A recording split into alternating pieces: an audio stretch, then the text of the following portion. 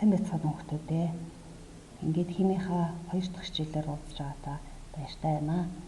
Тэгэхээр өмнөх туршилт хичээл дээр бид нар сурвалжгаа уншаад усан усмалдаа өнгөө хувиргадаг бодисыг юу гэж нэрлэдэг вэ гэдгийг даалгавар өгсөн байгаа. Тэгэхээр энэ даалгаврыг хүүхдүүд маань сурвалжгаа уншаад хийсэн бахаа гэж бодож байна. За тэгэхээр усан усмалдаа өнгөө хувиргадаг бодисыг бол индикатор бодис гэж нэрлэдэг байгааг хүүхдүүд мэдэж ирсэн бахаа. Тэгэхээр индикатор бодисуудад болохоор фенолфталин бид нар өмнөх туршилтан дээр хэлсэн байгаа. За лакмус, метил оранж,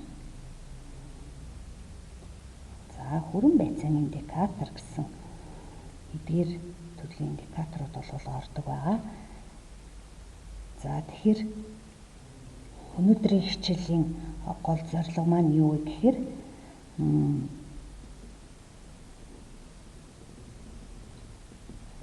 за нэгдүгээр болохоор бид нар сурвалжгийнхаа 125 дугаар хуудсан дээр байгаа 4-р туршилтыг гэр бүлийнхаа нэг гишүүнтэй хамтарч хийх юм байна.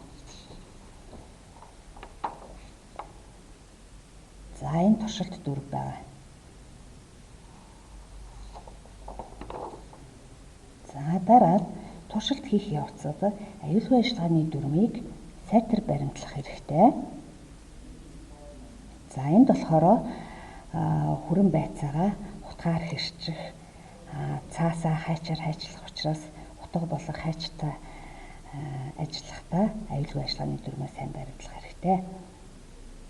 За дараагийн дугаарт нь хүрэн байцааны индикатораа уусмал болон цаасан хэлбэрээр хийн бэлтгэн.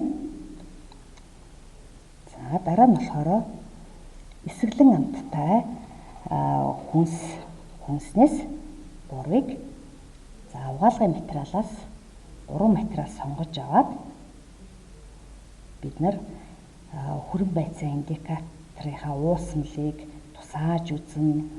За мөн цаасаа эдгээр уусмалуудаа дүрж үзэх юм байна. Ингээд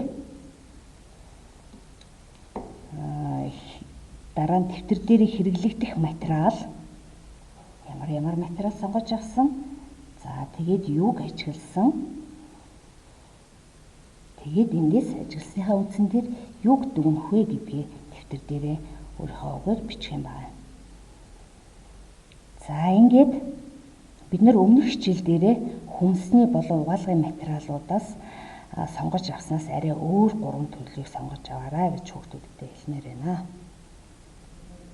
За ингээд бид нар энэ туршилтаа гэр бүлийнхаа нэг гишүүнтэй хамтарч хийснийхаа үндсэн дээрээс